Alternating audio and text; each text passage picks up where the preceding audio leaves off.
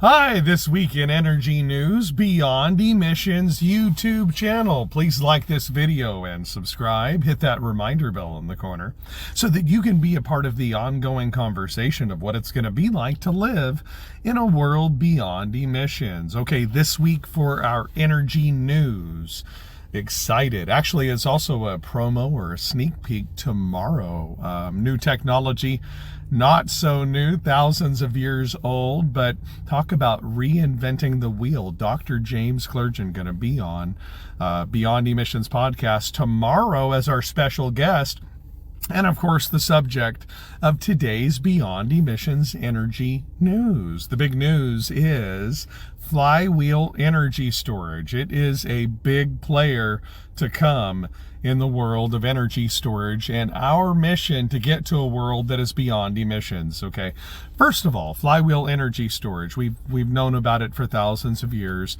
Basically, you spin a flywheel until it's able to basically store an amount of kinetic energy. Dr. James Clergen is from a company called KINETICORE, how appropriate in the name, kinetic energy.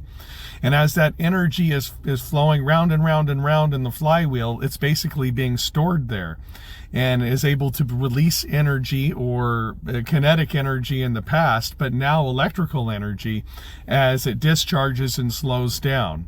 And most kinetic energy storage devices or flywheel energy storage devices out there are cost prohibitive because they have to be so big.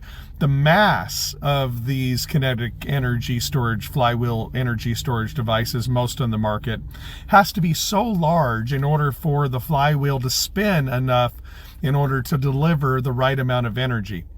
Of course, that is cost prohibitive and also as well just not as long of a duration of discharge as, for example, chemical energy storage like lithium iron phosphate and some of the other energy storage options available on the market today. But Dr. James Clergen, this guy's a genius. He basically figured out a way to decrease the size but still so the mass of the overall object, but still deliver an amazing amount of energy stored within the flywheel. So that lowers the cost, less moving parts, less complication, longer life cycles, very, very low, if little maintenance at all. And it's a compact version of what else is on the market today. And you get the same amount of energy delivered from a lot of chemical energy storage sources, but without the fire hazards of like lithium batteries, cobalt, manganese, first thing that comes to mind.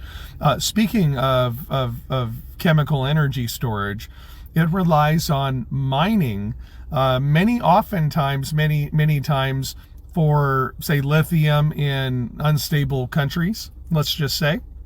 Or, for example, very limited amounts available, say, in the United States, in Nevada. One of the only places we can get lithium mined right here in the United States is through a natural process, evaporating water, etc. It's kind of like how they make salt, but it takes forever to get usable lithium out of this process. And so, long story short, this leapfrogs all of that.